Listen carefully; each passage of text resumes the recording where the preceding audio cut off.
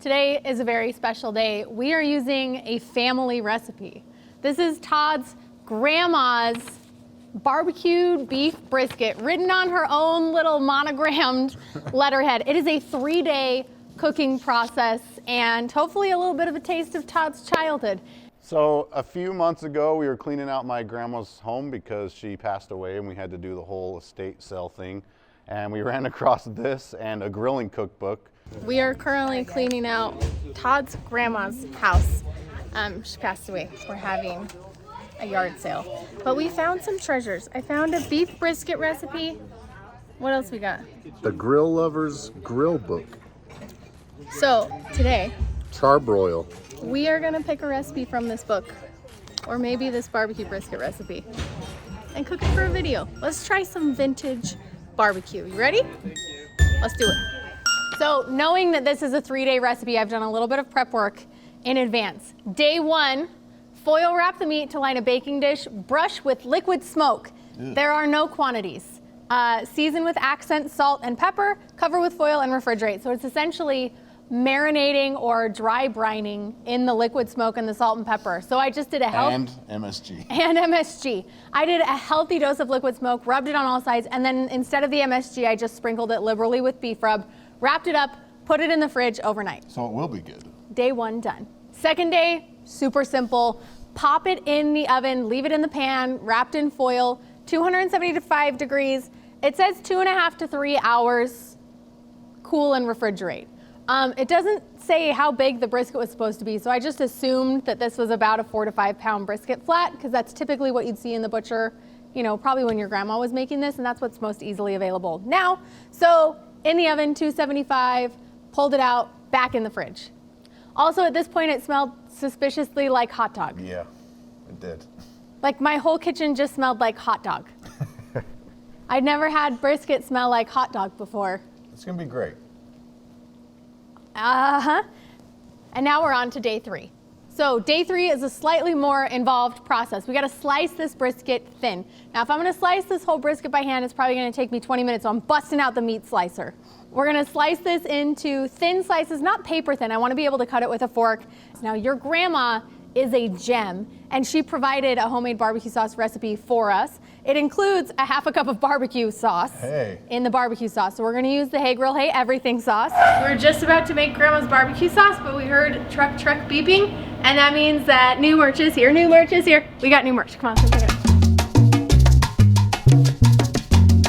You guys have been seeing us in the neon shirts lately, and they finally made it. We got the Tahiti blue with the Hey Grill Hey logo.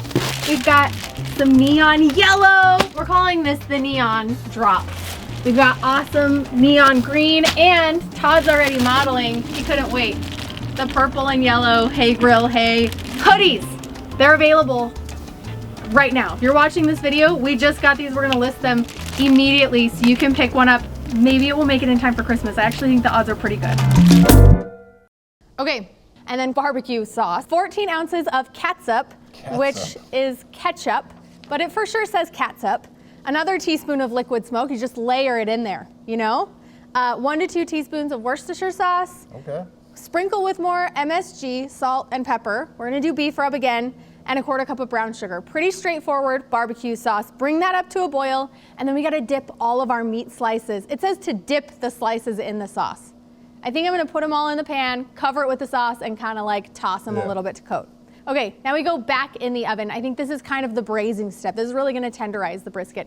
300 degrees, 2 to 3 more hours. We gotta bake it uncovered for the first half so that the barbecue sauce starts to tighten and cook down, and then covered for the second half, which seems exactly opposite of how I would do it. I would cook covered and then uncovered, but we're gonna trust Grandma on this one and see what happens. So now that we know how we're prepping Grandma's brisket, we also have our backup brisket. And this is again just a 4 to 5 pound brisket flat. We're gonna be running this on the smoker, 275 degrees. I do have a video for smoking brisket flats that you should check out on the channel if you do a lot of brisket at home, but you just wanna do the flat. It's a great way to go. It leaves you a really nice, tender brisket. I think it'll be the most comparable in texture to Grandma's style because it is wrapped in foil and has a nice tender bite to it. But it should have, you know, original hardwood smoke on it and not liquid smoke. So that'll give us kind of a good control to compare Grandma's brisket to. It's unveiling time. Are you ready? Yeah. We got 2 foily briskets.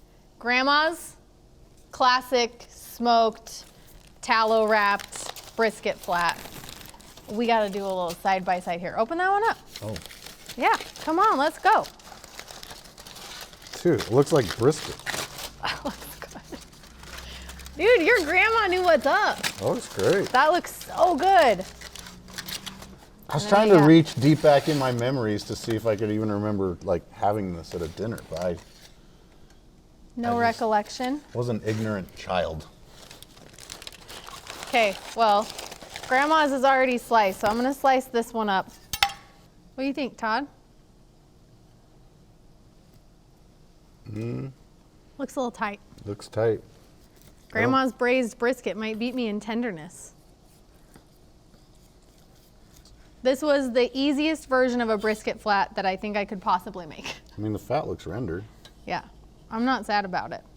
Okay, we got smoked brisket flat, Grandma's brisket flat. I mean, the smell is completely different. One of them's saucy, one of them's just salt, pepper, and smoke. Okay, Beef rub and smoke. beef rub and smoke. All right, time for the taste test, Todd. Which one are we going for first? Grandma's. Grandma's first.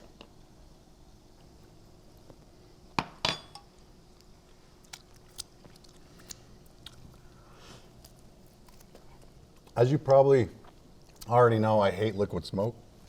I can't even taste it. No. I really like that. That's good. The fat's rendered well. The fat's good. It's just a little tight. Like that's not winning any competition. I think we could have gone the full 3 hours on the braise, and it would have been just fine. I was worried about it drying out, but I think with all the fat and all the moisture in the braise, it would have held up beautifully to go 3 hours. Flavor is phenomenal.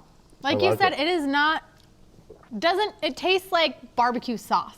Yeah. Like it doesn't taste like smoked brisket by any means, but it tastes like a really yummy barbecue. Like you could chop that and put it on a sandwich and sell it at like a chain barbecue restaurant. Sure. Go Grandma. Okay, Grandma. Grandma Bullock. All right, brisket flat for the control.